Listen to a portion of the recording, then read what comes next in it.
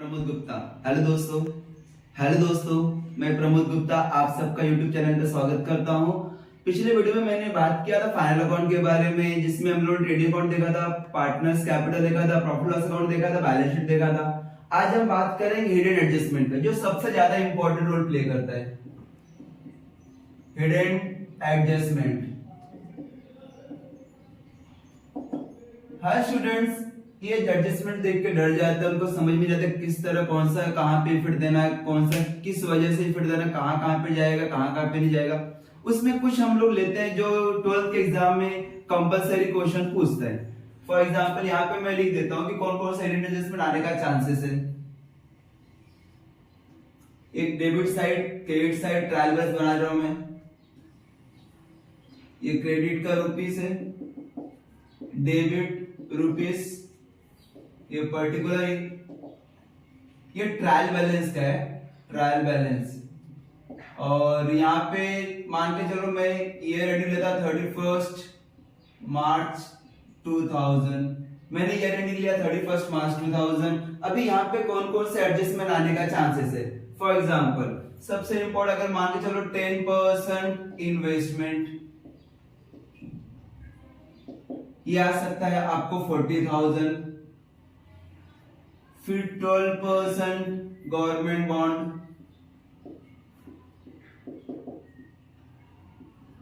80,000। फिर 18% डिवेंचर्स, नाम ले सकता हूं मैं, debentures 50,000।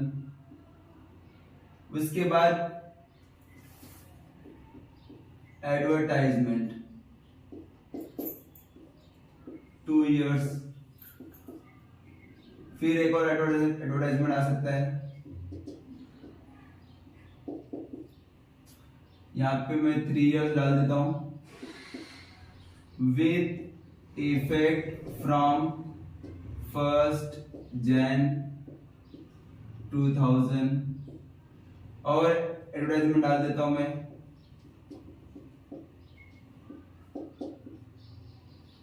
4 years with effect from 1 October 1999। Rent 10 months। इसका अमाउंट मैं यहाँ पे इंडिकेट करता हूँ 20,000। एडवर्टाइजमेंट का 40,000 डाल दे रहा हूँ, 60,000, 80,000। मैंने एग्जांपल लिया है। Salary 8 months 16,000। रेंट रिसीव्ड भी आ सकता है 4 months 8,000। और एक इंपॉर्टेंट होता है 12% बैंक लोन 60,000। यहां पे अगर मैं लिख देता हूं टेकन ऑन 1 October 1999। और यहाँ पे मैं डिबेंचर्स के भी लिख देता हूं यहाँ पे कि मैं डिबेंचर्स का परचेस किया, परचेस ऑन 1 जुलाई 99। मैंने एग्जांपल लिया कि डिबेंचर्स मैंने परचेस किया 1 जुलाई 99 को, और 12% गवर्नमेंट बॉन्ड्स का यहाँ पे डेट नहीं बोला, तो एज्यूम करना होगा कि पूरा 12 महीने हम लोगों ने क्या क्या यूज किया। इन्वेस्टमेंट का भी मैं डेट डाल देता हूं यहाँ पे, परचेस ऑन 1 October 1999। ये जस्ट एग्जांपल है आपका कि मैंने, और इससे ज्यादा एग्जाम एडजस्टमेंट आपको कहीं भी देखने को मिलेगा नहीं। आपका जो 12th का महाराष्ट्र बोर्ड का सिलेबस है उसमें इससे ज्यादा आपको कोई भी एडजस्टमेंट देखने को नहीं मिलेगा। अभी इसका इफेक्ट कहां पे देना, जरा ध्यान से देखना। मैं आपको दो अकाउंट, एक अकाउंट प्रिपेयर करता हूं, एक partner profit and loss account, और दूसरा अकाउंट प्रिपेयर कर देता हूं, अकाउंट नहीं बोल सकते इसको, ये हमारा बैलेंस शीट होता है, बैलेंस शीट। ये लायबिलिटी साइड और ये एसेट साइड। आपको इसी दो जगह पे ट्रांसफर करना होगा।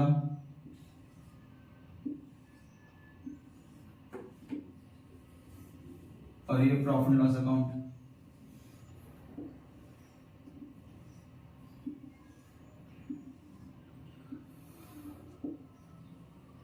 ये पर्टिकुलर रुपीस ये credit side, debit side, particular rupees. हम बात करते हैं पहले, ये जो तीन हिडन एडजस्टमेंट दिया है जो डेबिट साइड में है, तो एक बात याद रखना, आपको अगर हिडन एडजस्टमेंट डेबिट साइड पे दिया है तो इसका मतलब ये तीनों में से कुछ भी आए, इन्वेस्टमेंट आए, गवर्नमेंट बॉन्ड आए, डिबेंचर्स आए, ये तीनों सबसे पहले आपको शो करना होगा बैलेंस शीट के एसेट साइड में। एज इट इज लिख लेना आप। अगर मान के चलो 10% इन्वेस्टमेंट आया तो पहले आप 10% इन्वेस्टमेंट का अमाउंट आउट अकाउंट में देना। 10% इन्वेस्टमेंट कितना अमाउंट है 40,000, आपने अमाउंट डाल दिया 40,000। ये आपका पहला ट्रायल बैलेंस है, इसके लिए इसका एक ही फिर देंगे। अभी इसने क्या बोला है, इसने ये बोला कि भाई मैंने ये इन्वेस्टमेंट परचेस किया है ऑन 1 अक्टूबर 99, 1 अक्टूबर 99 को परचेस किया है, और हम लोग बुक्स क्लोज कभी करते हैं 31 मार्च 2000। यहाँ पे ईयर देखना, यहाँ पे ईयर 2000 है और मैंने परचेस किया 1 अक्टूबर 99 को। अगर मैं कंपैरिजन करता हूँ 1 अक्टूबर 99 को मैंने परचेस किया इन्वेस्टमेंट और बुक्स क्लोज करता हूं 31 मार्च 2000, तो एग्जैक्टली आपको ये पता होना चाहिए कि एग्जैक्टली कितना मंथ मैंने इन्वेस्टमेंट यूज किया, मतलब मैंने वहां पे पैसा जमा करके रखा है, उसका मुझे इंटरेस्ट कितना मिलेगा। अभी फाइंड आउट करते हैं। अक्टूबर 1 अक्टूबर है तो मैंने पूरा अक्टूबर यूज किया रहेगा, अक्टूबर यूज किया, नवंबर यूज किया, दिसंबर यूज किया, जैन, फेब और मार्च में क्लोज है, मतलब मैंने 6 मंथ वो इन्वेस्टमेंट यूज किया। अगर 6 मंथ इन्वेस्टमेंट यूज किया तो 6 मंथ्स का मुझे इंटरेस्ट मिलेगा, और इंटरेस्ट मिलेगा तो उसका दो इफेक्ट जाएगा। उसका पहला इफेक्ट यहीं पे जहां पे आपने इन्वेस्टमेंट लिखा है उसी के नीचे लिखना, इंटरेस्ट ऑन इन्वेस्टमेंट रिसीवेबल, मतलब इंटरेस्ट मिलने वाला है इन्वेस्टमेंट के ऊपर। अभी कितना अमाउंट आएगा कैलकुलेशन करते हैं हम लोग। मैंने इन्वेस्टमेंट किया है टोटल अमाउंट 40,000, 40,000 का मैंने इन्वेस्टमेंट किया है, 40,000 का इन्वेस्टमेंट किया है, मल्टीप्लाई करना, उसका रेट कितना है, यहाँ पे उसने बोला 10%, ये रेट 10% है, सेम 10% मल्टीप्लाई करना कितना मंथ हम लोगों ने यूज किया। मैंने यहाँ पे लिखा है 1 अक्टूबर 1999 को मैंने परचेस किया, 99 से लेके 2000 के बीच में टोटल 6 मंथ का गैप है। अक्टूबर को मैंने परचेस किया, मार्च में बुक्स क्लोज करता हूं तो अक्टूबर, नवंबर, दिसंबर, जैन, फेब, मार्च टोटल 6 मंथ होता है। तो यहाँ पे 6/12 ये आपको कैलकुलेशन करना है। चलो देख लेते हैं। 1 0 इधर कैंसिल हुआ, 1 0 इधर कैंसिल हुआ, 6 1 6, 6 2 12, 2 1 2, 2 2 4, 2000 रुपीज आपका इंटरेस्ट अमाउंट आ रहा है। ध्यान देना मैंने सब कटिंग कर दिया है, तो नीचे 1 बचा और ऊपर 2000 बचा, तो मल्टीप्लाई 1 करेंगे तो 2000 ही आएगा। तो आपको यहाँ पे लिखना होगा 2000 rupees. Interest on investment receivable amount कितना है 2000। अभी ये जो अमाउंट एडजस्टमेंट से आया उसका दो जगह पे लिखना, पहले आपने एसेट साइड में लिखा, उसी का सेकेंड इफेक्ट आपको शो करना होगा प्रॉफिट एंड लॉस अकाउंट के क्रेडिट साइड में। सेम जो लिखा है आपने वही लिख देना, bye interest on investment receivable, bye interest on investment receivable, जितना अमाउंट आपने कैलकुलेशन किया 2000, वो 2000 यहाँ पे शो करना। पहला इफेक्ट आपने यहाँ पे शो किया, दूसरा इफेक्ट यहाँ पे शो किया। ये आपका एडजस्टमेंट, हिडन एडजस्टमेंट का अमाउंट है। और ट्रायल बैलेंस में आपको 40,000 दिया था, तो उसका आपको एक ही जगह पे लिखना है। 40,000 मतलब आपने यहाँ पे इसको एक ही जगह लिखा, लेकिन ये जो डेट बोल दिया है, परसेंटेज बोल दिया है, तो वो हिडन एडजस्टमेंट हुआ। तो इसका कैलकुलेशन करने के बाद आपको जो भी अमाउंट आएगा, आपको उसको दो जगह पे लिखना है। मैंने यहाँ पे एसेट साइड में लिखा और प्रॉफिट एंड लॉस अकाउंट के क्रेडिट साइड में लिखा। ये पहला हिडन एडजस्टमेंट हम लोग ने कवर कर दिया 10% इन्वेस्टमेंट का। नेक्स्ट आता है 12% गवर्नमेंट बॉन्ड। 12% गवर्नमेंट बॉन्ड ये भी डेबिट साइड में दिया है। डेबिट साइड में दिया रहेगा मतलब आपको एसेट साइड में लिखना होगा सेम। 12% गवर्नमेंट बॉन्ड, अमाउंट कितना है यहाँ पे 80,000 है, मैंने यहाँ पे 80,000 रुपीज लिखा। अभी गवर्नमेंट बॉन्ड क्या होता है, आप पार्टनरशिप फॉर्म चला रहे हो तो आपने पैसा गवर्नमेंट बॉन्ड में लगाया, तो उसका भी आपको इंटरेस्ट मिलेगा। तो सबसे पहले आपने ट्रायल बैलेंस का है 80,000, वो आपने यहाँ पे शो किया as it is, trial balance का एक इफेक्ट। उसके बाद ये जो कैलकुलेशन करने के लिए बोला है 12%, और यहाँ पे कोई ईयर नहीं दिया है। ईयर नहीं दिया रहेगा तो मान के चलना पूरा का पूरा 12 महीने यूज किया। सेम कैलकुलेशन 80,000 यहाँ पे लिखा मैंने। रेट कितना है 12%, 12 डिवाइड बाय 100 मल्टीप्लाई, यहाँ पे कुछ मंथ नहीं दिया है तो पूरा 12 महीने से कैलकुलेशन करना। तो ये 12 कैंसिल, 20 कैंसिल, 800 यहाँ पे है, मल्टीप्लाई करना 12 से।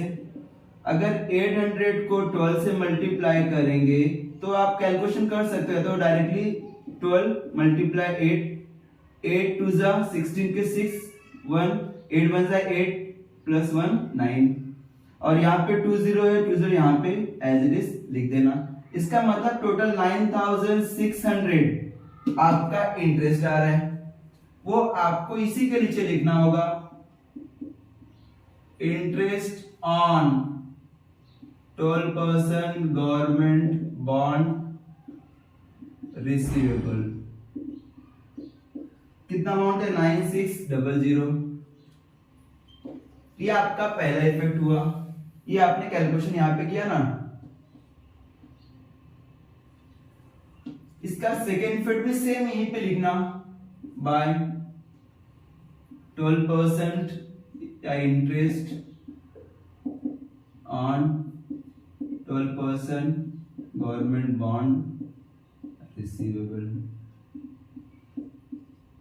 कितना अमाउंट है 9600, आउटर कॉलम में 9600 लिख देना।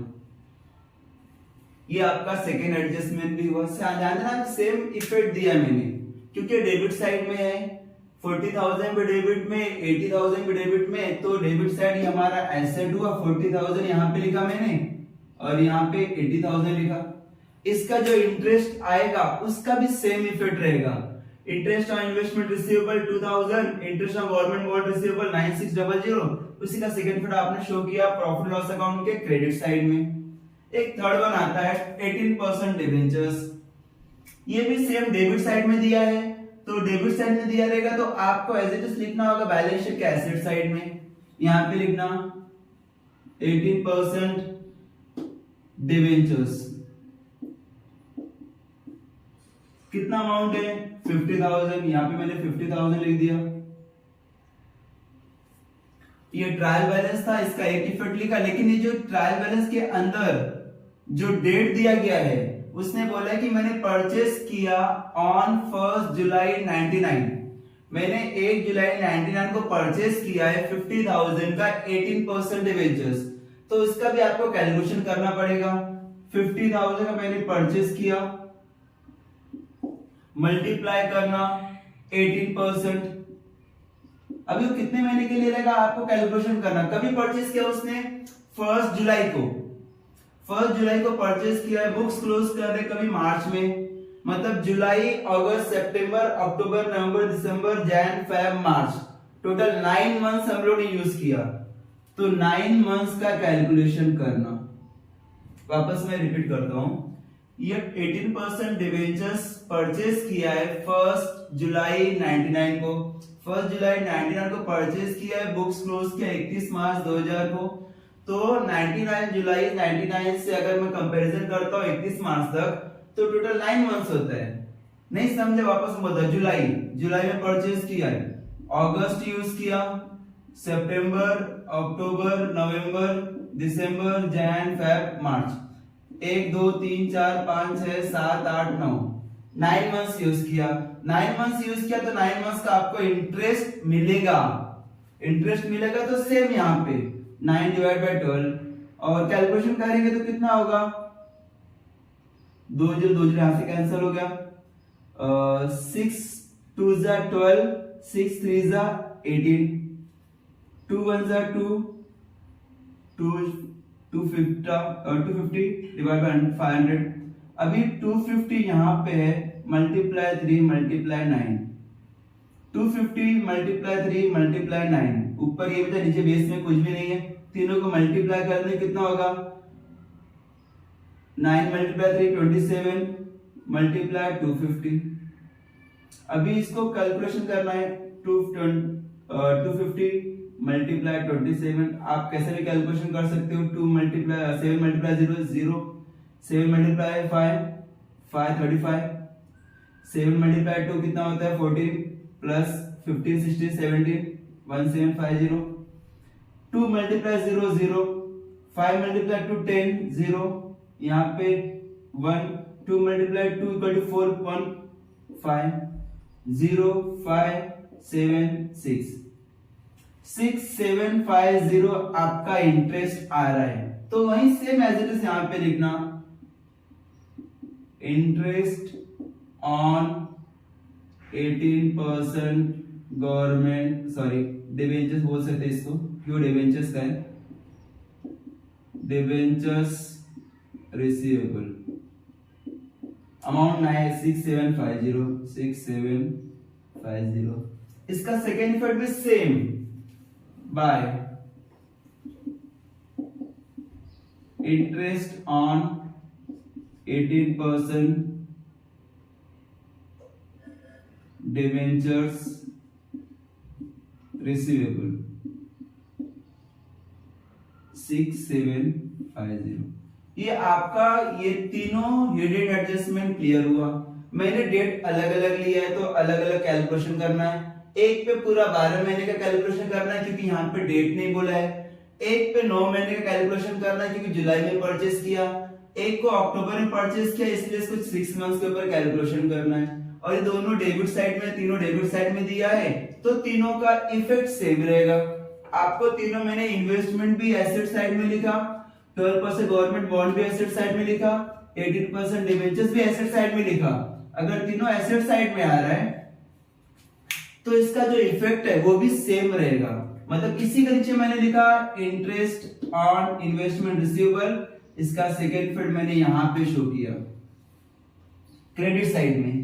सेम 12% गवर्नमेंट बॉन्ड के नीचे जो मुझे इंटरेस्ट मिला 96 इसका भी सेम इफेक्ट मैंने लिखा है क्रेडिट साइड में।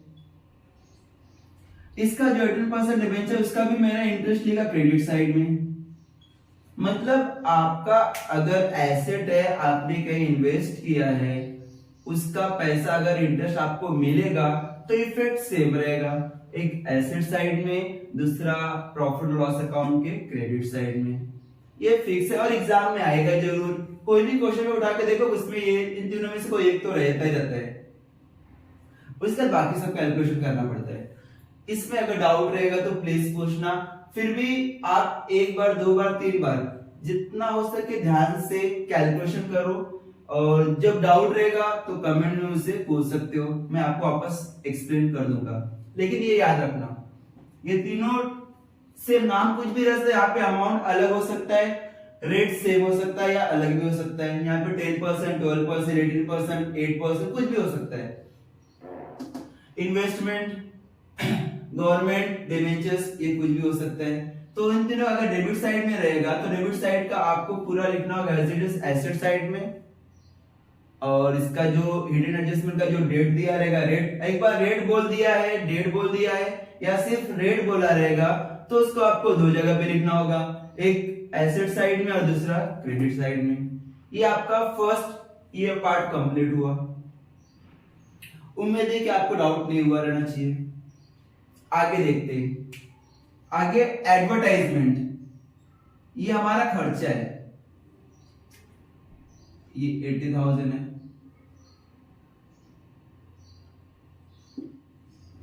अभी मुझे इसको रफ करना पड़ेगा, तब जाके आपको पूरा कंसेप्ट क्लियर हो जाएगा।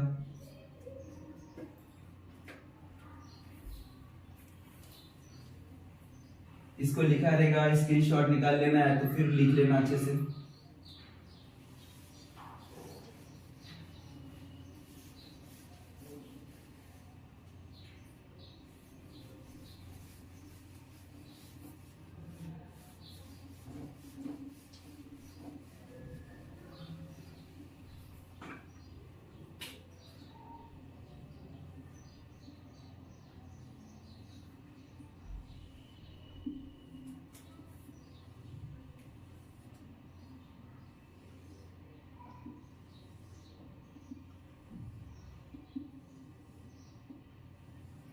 ध्यान देना, ये एसेट साइड है, ये लाइब्रेरी साइड है। आपको पूरा लिखना, शॉर्टकट यूज नहीं करना, क्योंकि एग्जाम में मार्क्स काटता है अगर आप शॉर्टकट यूज करते हो तो। अभी देखते हैं एडवर्टाइजमेंट। यहाँ पे मैंने 3 एडवर्टाइजमेंट लिया है, 3 का एग्जांपल दिया मैंने। एडवर्टाइजमेंट एक 2 इयर्स का है, यहाँ पे स्पेसिफाई कर दिया भाई एडवर्टाइजमेंट 2 साल का है। एडवर्टाइजमेंट आपके लिए खर्चा है, खर्चा रहेगा तो प्रॉफिट एंड लॉस अकाउंट के डेबिट साइड में यहाँ पे ना 2 एडवर्टाइजमेंट कितना अमाउंट है 80,000। इनर कॉलम यूज करना क्योंकि यहाँ पे 2 साल दिया है, जब 2 साल दिया रहेगा तो मान के चलना ये हिडन एडजस्टमेंट है। यहाँ पे कोई भी दिखे ऐसा वाला तो आपको मान के चलना होगा ये हिडन एडजस्टमेंट है। अभी आप ये जो कैलकुलेशन करते हो फाइनल अकाउंट का वो हमेशा 1 साल का रहता है या 12 महीने बोल सकते हैं इसको। फाइनल अकाउंट आपका 12 महीने का या 1 साल का होता है। यहाँ पे उसने 2 साल का दिया है, जबकि खर्चा हमारा सिर्फ 1 साल का होता है, यहाँ पे उसने 2 साल का दिया है। तो कॉमन सी बात है, 2 साल का अगर 80,000 रुपया है, 2 साल का अगर 80,000 रुपया है तो 1 साल का कितना होगा, इसका आधा कर देना 40,000। तो ये आपका 1 साल का खर्चा 40,000 है और जो एक्स्ट्रा अमाउंट है वो आपका प्रीपेड है, मतलब आपने अगले साल का पैसा इस साल पे करके रखा है। इसी के चलेगा लेस प्रीपेड 40,000 माइनस करना, आउटर कॉलम में 40,000 लिखना। इसका सेकंड इफेक्ट शो करना होगा आपको बैलेंस शीट के एसेट साइड में लिखना प्रीपेड एडवर्टाइजमेंट 40,000। क्या किया यहाँ पे 2 साल का दिया है और हम लोग खर्चा सिर्फ 1 साल का कंसीडर करते हैं। अगर 3 साल का दिया रहेगा तो 1 साल का खर्चा आउटर कॉलम में, 2 साल का प्रीपेड होगा। अगर यहाँ पे खर्चा 80,000 रुपए दिया है, यहाँ पे 2 साल का बोला है, 2 साल का बोला है मतलब हम लोग खर्चा सिर्फ 1 साल का रखेंगे, बाकी जो एक्स्ट्रा रहेगा वो हमारा प्रीपेड रहेगा। अगर 3 साल का बोला होगा तो खर्चा आउटर कॉलम में सिर्फ 1 साल का जाएगा, बाकी 2 साल का प्रीपेड होगा। ठीक है, ये पहला कैलकुलेशन। सेकेंड क्या बोला उसने, ये क्लियर हुआ 80,000 का, इसमें से 2 साल का दिया 80,000 तो 1 साल का कैलकुलेशन 40,000 आ रहा है, तो 40,000 हमारा खर्चा हुआ है, 40,000 हम लोग क्या करेंगे एसेट साइड में शो करेंगे। सेकंड उसने क्या बोला है 3 साल का दिया है लेकिन उसने 1 जनवरी को पे किया है, यहां पे लिखना 2 एडवर्टाइजमेंट 60,000 इनर कॉलम यूज करना। लेकिन इसने इफेक्ट कभी से दिया 1 जनवरी 2000 और ये 3 साल का है, ध्यान देना 60,000 है वो 3 साल का है। और आपको इतना पता है कि भाई हम लोग सिर्फ 1 ही साल का खर्चा इंक्लूड करते हैं, तो 60,000 3 साल का है तो 1 साल का कितना डिवाइड कर देना। अगर 60,000 3 साल का है तो 3 से डिवाइड कर दो तो 1 साल का आ जाएगा 20,000। तो मतलब 1 साल का अमाउंट 20,000 है। अब ये कैसे कैलकुलेशन करना है आपको पता होना चाहिए। 2 साल का दिया रहेगा तो 2 से डिवाइड करना, 3 साल का दिया रहेगा तो 3 से डिवाइड करना, 4 साल का दिया रहेगा तो जो अमाउंट दिया है वो 4 से डिवाइड करा तो आपको 1 साल का कैलकुलेशन मिलेगा, 1 साल का अमाउंट मिलेगा। यहाँ पे 3 साल का दिया है 60,000 तो 3 से डिवाइड करेंगे तो 1 साल का अमाउंट रहेगा। मतलब 1 साल का एडवर्टाइजमेंट का खर्चा हमारा 20,000 होता है। 1 साल का खर्चा 20,000 होता है, यहाँ पे 20,000 रुपए लिखा है। लेकिन इसने पूरा खर्चा 1 साल का किया क्या? नहीं किया। उसने कब खर्चा पे किया? With effect from WEF, with effect from 1 Jan 2000, 1 Jan 2000 को उसने पे किया और बुक्स क्लोज करते हैं 31 March 2000। अभी यहाँ पे आप देख सकते हो 1 जनवरी को उसने खर्चा पे किया और ठीक 3 महीने बाद बुक्स क्लोज कर दिया। टोटल उसने उस साल सिर्फ 3 महीना ही खर्चा किया, ओनली 3 मंथ्स। 3 महीने का 1 साल का तो 20,000, लेकिन खर्चा क्या हुआ? सिर्फ 3 महीने खर्चा हुआ। फॉर एग्जाम्पल आपको पता चला कि 1 साल का रेंट 20,000 है, लेकिन सिर्फ वहां पे 3 ही महीने तो रुका था, तो 3 ही महीने का आपको वहां पे शो करना होगा। सेम एज इट इज यहाँ पे एडवर्टाइजमेंट पे किया 60,000 का, लेकिन जिस साल उसने पे किया उस साल का खर्चा सिर्फ 3 महीना ही हुआ, सिर्फ 3 महीना। 1 साल का खर्चा 20,000 है तो आप क्या करोगे? 20,000 ये पूरा 12 महीने का खर्चा है, तो मुझे सिर्फ 3 महीने का खर्चा निकालना है। 3 महीने खर्चा कितना होगा? आपने 9th 10th 11th 12th में किया रहेगा कैलकुलेशन, क्रॉस मल्टीप्लीकेशन। अगर 3 महीने का खर्चा पता नहीं है और 12 महीने का खर्चा पता है तो आप क्या करोगे? क्रॉस मल्टीप्लीकेशन करोगे। इसको इससे मल्टीप्लाई करना, उससे डिवाइड करना, मतलब 20,000 मल्टीप्लाई 3 डिवाइड बाय 12, तो आपको 3 महीने का खर्चा आ जाएगा। 3 1 जा 3, 3 4 जा 12, 4 1 जा 4, 4 5 जा 20। मतलब आपका 3 महीने का टोटल खर्चा 5,000 रुपीज आ रहा है। मतलब आपने खर्चा किया उस साल 5,000 का, ऐड किया 5,000 का, आपने पे किया 60,000, लेकिन खर्चा एग्जैक्ट हुआ सिर्फ 5,000 का। तो आपका एक्सेस अमाउंट क्या रहेगा? प्रीपेड। 60,000 5,000 आपका खर्चा है तो 55,000 आपका प्रीपेड रहेगा। ये जो आपका प्रीपेड है, ये अमाउंट जो आपने माइनस किया, ये अमाउंट आपको सेकंड इफेक्ट शो करना होगा बैलेंस शीट के एसेट साइड में। प्रीपेड एडवर्टाइजमेंट कितना अमाउंट है? 55,000। वापस मैं रिपीट करता हूं ये कंसेप्ट, ध्यान से सुनना। उसने 60,000 रुपए पे किया है 3 साल के लिए, 3 साल के लिए पे किया है, लेकिन उसने 1 जनवरी को पे किया। मतलब अभी मार्च में 2000 चल रहा है, मार्च में मैंने क्लोज किया, लेकिन जनवरी में मैंने क्या किया? पे कर दिया। तो जनवरी फरवरी मार्च टोटल 3 ही महीना मैंने क्या किया? उस साल यूज किया। तो 3 महीने का खर्चा यहाँ पे लिखना है। ये 3 महीने का खर्चा है, ये 3 मंथ्स का एक्सपेंडिचर है, 3 मंथ्स का। तो बाकी क्या रहेगा? बाकी प्रीपेड रहेगा। बाकी क्या होगा? 55,000 प्रीपेड होगा। अभी 55,000 कहां से आया? 60,000 में मेरा खर्चा सिर्फ 5,000 हुआ, तो बाकी दोनों को अगर मैं माइनस करेगा, 60,000 में से 5,000 माइनस करेगा तो 55,000 ही आएगा। तो ये मैंने एक्सेस अमाउंट है, वो आएगा तो कल काम आएगा। तो ये मेरा क्या रहेगा? प्रीपेड रहेगा। प्रीपेड रहेगा मतलब मेरा क्या है? वो एसेट है। तो 55,000 हमारा क्या लिखना? बैलेंस शीट के एसेट साइड में लिखना होगा 55,000। सेम एक और आता है एडवर्टाइजमेंट 4 इयर्स का, विथ इफेक्ट फ्रॉम 1 अक्टूबर 99। इसने 1 अक्टूबर को पे किया है और वो 4 साल के लिए। ये थोड़ा समझ के लेना, इसको मैं रफ करता हूं, वापस सेम कैलकुलेशन एक बार और दिखाता हूं मैं।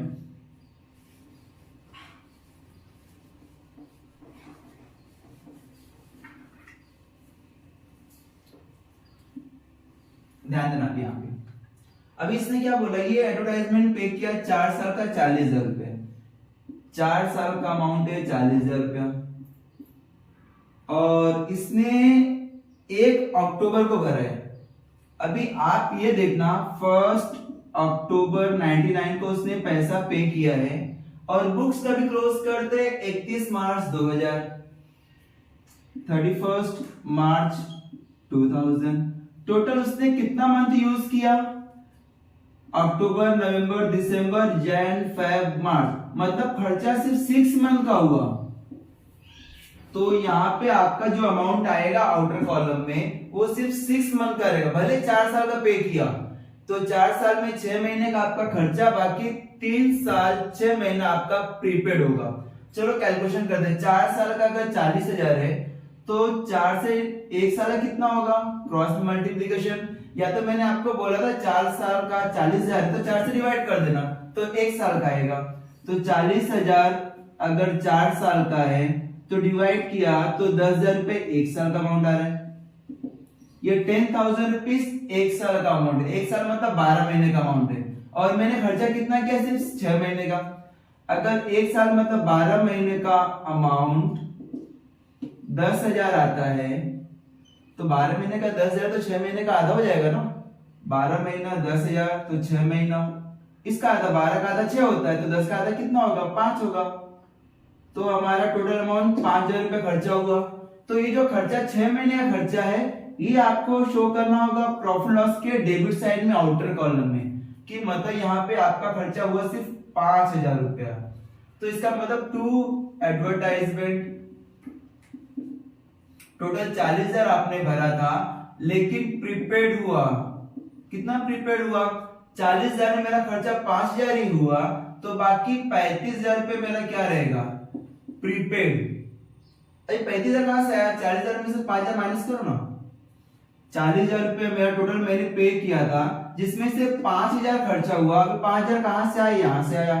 6 महीने कैसे मालूम पड़ा, 1 अक्टूबर को उसने क्या किया है, इफेक्ट स्टार्ट किया है। मतलब 1 अक्टूबर को पे किया 99, अक्टूबर के बाद अक्टूबर, नवंबर, दिसंबर, पूरा अक्टूबर यूज किया मैंने। 1 अक्टूबर मतलब पूरा मंथ यूज किया। अक्टूबर, नवंबर, दिसंबर, जैन, फेब, मार्च में क्लोज कर दे बुक्स। तो 6 महीने का खर्चा मेरा हुआ। जो 6 महीना खर्चा है वो आपको आउटर कॉलम में लिखना है। 6 महीना खर्चा आउटर कॉलम में लिखना, मतलब आपका कितना एक्सेस अमाउंट है, 3 साल 6 महीने। तो 6 महीने का 5,000 है, 1 साल का 10,000 है। तो यहाँ पे 40,000 रुपए टोटल खर्चा पे किया, उसमें से 5,000 मेरा 6 महीना खर्चा है। तो एक्सेस अमाउंट प्रीपेड रहेगा। और प्रीपेड का सेकेंड इफेक्ट आपको शो करना होगा बैलेंस शीट के एसेट साइड में। प्रीपेड एडवर्टाइजमेंट कितना अमाउंट है, 35,000। याद रखना जो आपने माइनस किया वही अमाउंट आपका एसेट साइड में जाएगा, प्रीपेड। ये आउटर कॉलम में जो आपने लिखा है वो आपका खर्चा एग्जैक्टली उस साल का खर्चा है। यहाँ पे पूरा 1 साल का खर्चा 40,000 है, यहाँ पे सिर्फ 3 महीना खर्चा आया था, क्योंकि उसने कब परचेस किया था, उसने 1 जनवरी को पे किया था। तो जनवरी, फरवरी, मार्च 5,000 आया था 3 मंथ्स का, और यहाँ पे 6 मंथ का आया था। अभी आप ही ने कैलकुलेशन किया, यहाँ पे देख सकते हो। अक्टूबर में पे किया, अक्टूबर से लेके मार्च टोटल 6 मंथ होता है। अगर 4 इयर्स का 40,000 है तो 1 इयर्स का फाइंड आउट किया। 4 साल का 40,000 है तो 1 साल का 10,000 है। अगर 1 साल का 10,000 है तो 6 महीने का 5,000 होगा। तो मतलब आपका खर्चा सिर्फ 5,000 हुआ। आपका खर्चा सिर्फ 5,000 हुआ। वो 5,000 आपको आउटर कॉलम में लिखना है। ये मैंने आउटर कॉलम लिखा, ये 6 मंथ का खर्चा है और ये 3 मंथ्स का खर्चा है।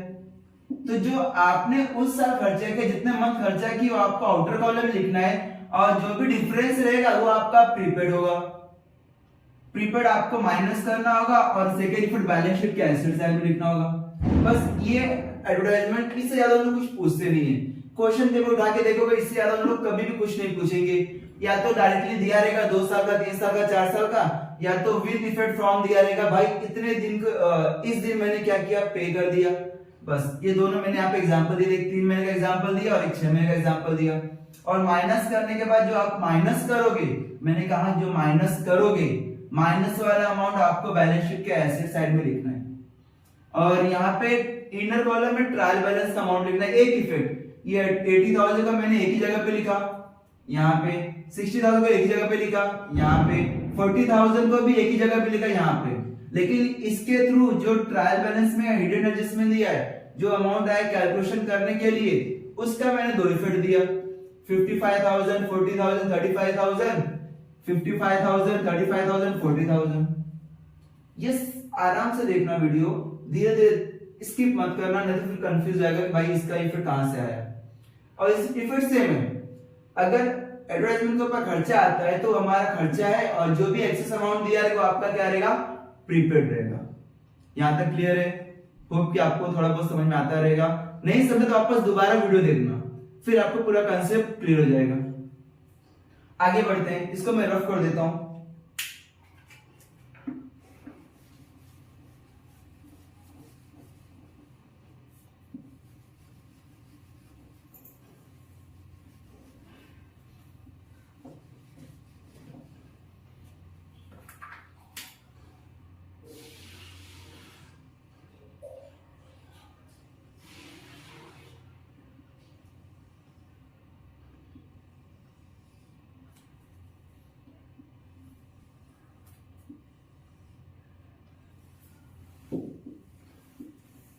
ध्यान देना, अभी नेक्स्ट वन क्या है,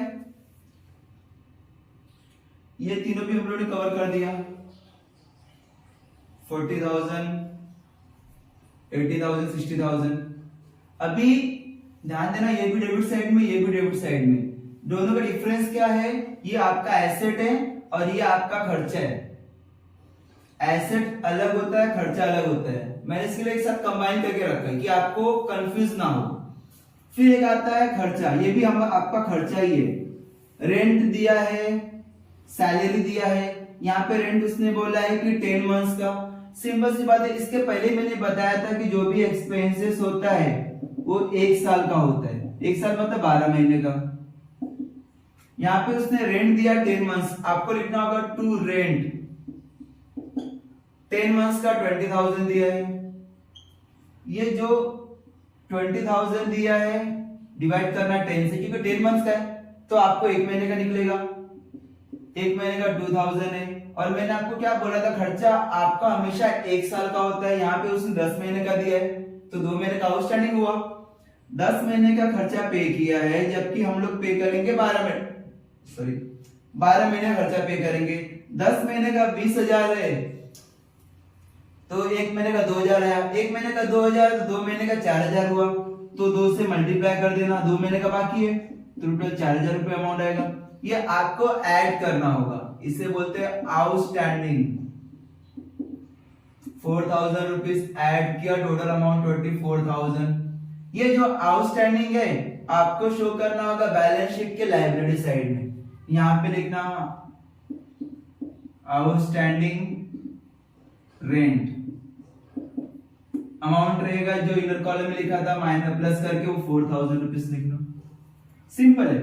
10 महीने का अगर 20,000 है तो 2 महीने का बाकी है, तो 10 से पहले डिवाइड करना 20,000 को, तो फिर 1 महीने का आएगा, तो जितने महीने का बाकी रहेगा उससे मल्टीप्लाई कर देना। सेम वैसे यहाँ पे देखना, ये 16,000 रुपए दिया है, यहाँ पे 8 महीने का सैलरी है। 8 को डिवाइड करना 16,000, 16,000 रुपए पूरा 8 महीने का है, तो 8 दूनी 16, यहाँ पे भी 2,000 रुपए आ रहे हैं।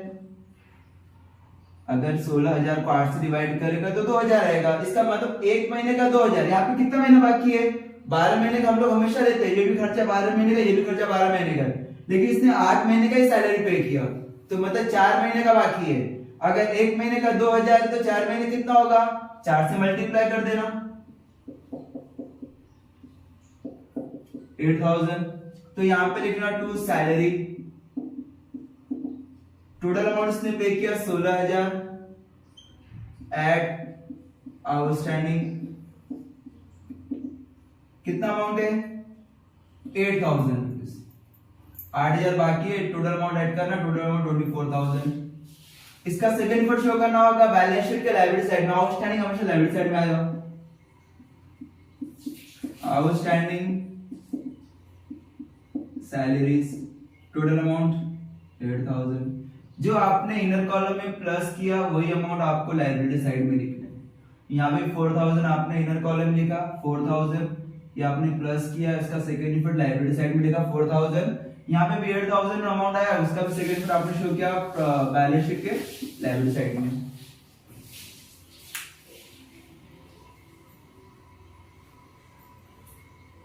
क्लियर है आपको? आगे देखते हैं। रेंट रिसीव्ड, ये रिसीव्ड है, रिसीव्ड मतलब मिला, और ये क्रेडिट साइड में दी है। रिसीव्ड हुआ मतलब मुझे मिला 4 महीने का रेंट मिला 8,000 रुपया। तो आपको पहले शो करना होगा बाय रेंट, क्रेडिट साइड में लिखना होगा बाय रेंट। कितना अमाउंट है 8,000 रुपीज। अभी मैंने बोला था टोटल 12 महीने का खर्चा होगा या 12 महीने का फायदा होगा। यहाँ पे उसको मिला रेंट 4 महीने का, 4 महीने का रेंट मिला और हम लोग को मिलना चाहिए कितना 12 महीने का। इसको मैं रफ कर देता हूं। उसने बोला 4 महीने का रेंट, कितना अमाउंट है 8,000, 8,000 रुपीज 4 मंथ का है, तो डिवाइड करेंगे तो 2,000 रुपीज आ रहा है। एक महीने का रेंट 2,000 है, तो यहाँ पे सिर्फ 4 मंथ्स का रेंट रिसीव हुआ है। तो अभी भी यहाँ पे मिलना है, पैसा मिलना है। ये क्रेडिट साइड में अमाउंट दिया है, ये रेंट डेबिट साइड में दिया, तो इसलिए मैं डेबिट साइड में लिखा। लेकिन ये रेंट, ध्यान देना, रेंट रिसीव्ड क्रेडिट साइड में दिया है, तो आपको भी शो करना होगा क्रेडिट साइड में by rent 8,000 add rent receivable. कितना अमाउंट है, कितने महीने का बाकी है, टोटल 12 महीने होना चाहिए, यहाँ पे सिर्फ 4 महीने का मिला, 8 महीने का बाकी है। 12 महीने का होना चाहिए जिसमें से 4 महीने का मिला है, तो 8 महीने का बाकी है ना। 8 मंथ्स, तो 2,000 मल्टीप्लाई 8 मंथ्स 16,000। ये आपको 16,000 रुपीज ऐड करना होगा। आउटर कॉलम में 24,000। जो 16,000 रुपीज है जो आपने ऐड किया, उसका सेकेंड इफेक्ट शो करना होगा बैलेंस शीट के एसेट साइड में, रेंट रिसीवेबल।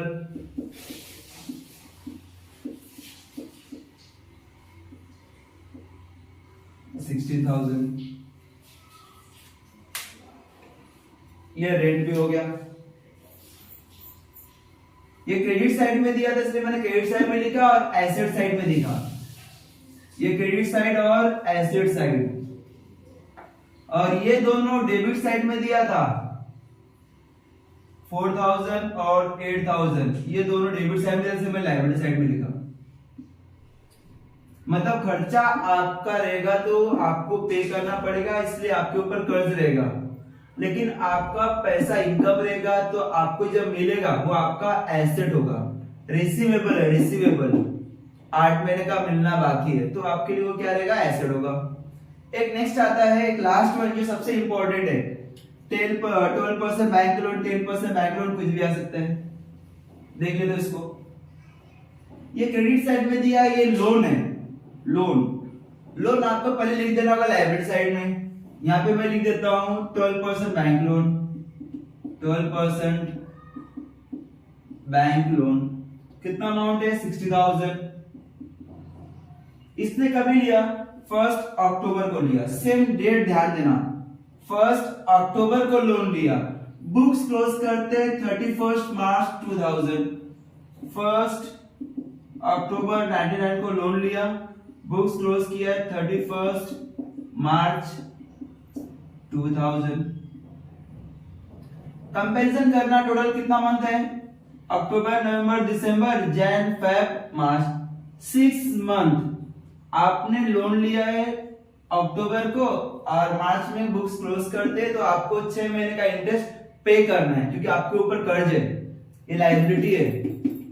क्रेडिट साइड में दिया है, क्रेडिट साइड में दिया है, लायबिलिटी है, तो आपको लायबिलिटी साइड में पहले लिखना होगा बैंक लोन। लोन तो लायबिलिटी होता है, कर्ज होता है, तो लायबिलिटी साइड में लिखना पहली बार 60,000, आपको एक ही फिट देना पड़ेगा 60,000। लेकिन इसके बाद जो आपने 12% बोला है और यहाँ पे ये डेट बोला है, तो इसका कैलकुलेशन करना पड़ेगा। आपने कैलकुलेशन किया 6 मंथ, मतलब 60,000 के ऊपर आपको इंटरेस्ट पे करना होगा। कितना रेट बोला यहाँ पे 12%, मल्टीप्लाई करना 12%। कितने महीने के लिए देखना, अक्टूबर से लेकर मार्च तक, टोटल 6 मंथ्स का आपको कैलकुलेशन करना पड़ेगा। 6/12, ये 12 कैंसिल, 20 कैंसिल। अभी यहाँ पे बेसिक कुछ बचा नहीं है, तो ऊपर से क्या करना, मल्टीप्लाई करना। 600 मल्टीप्लाई 6, 20 एज इट इज आ गया, 6 मल्टीप्लाई 6 36, मतलब 3600 आपका इंटरेस्ट मिलने वाला है। 600 मल्टीप्लाई 6 इक्वल टू 3600। ये आपका लिखना है यहाँ पे outstanding interest on bank loan 3600। इसका सेकेंड इफेक्ट शो करना होगा प्रॉफिट लॉस के डेबिट साइड में, आपका एक्सपेंसेस है, लॉस है, to outstanding interest on bank loan, amount आया 3600। ये आपका पहला इफेक्ट, ये आपका दूसरा इफेक्ट। ये आपको क्रेडिट साइड में दिया था क्योंकि आपके ऊपर कर्ज है, आपने बैंक से लोन लिया है। बैंक से लोन लिया रहेगा तो आपको उसका अमाउंट पे करना पड़ेगा, तो आपके ऊपर ये भी कर्ज है और ये भी कर्ज है, ये आपको पे करना है, इसलिए आपका खर्चा है 3600। ये मैंने क्या किया, जो एग्जाम में आता है कोई भी क्वेश्चन पे उठा के देखो, इससे ज्यादा उन लोग कोई पूछते नहीं हिडन एडजस्टमेंट। बस ये वीडियो जो मैंने बनाया इसके ऊपर बस एक बार, दो बार, तीन बार अच्छे से देखना, फिर क्वेश्चन सॉल्व करना। आपको अगर अच्छे से देखा रहेगा, समझ में आया रहेगा, तो आप वो क्वेश्चन भी इजीली सॉल्व कर सकते हो। और कुछ भी प्रॉब्लम रहेगा तो आप मुझसे कमेंट में पूछ सकते हो। ठीक है, आज के लिए इतना इनफ है। आप जो भी रहेगा दिक्कत आप कमेंट में पूछ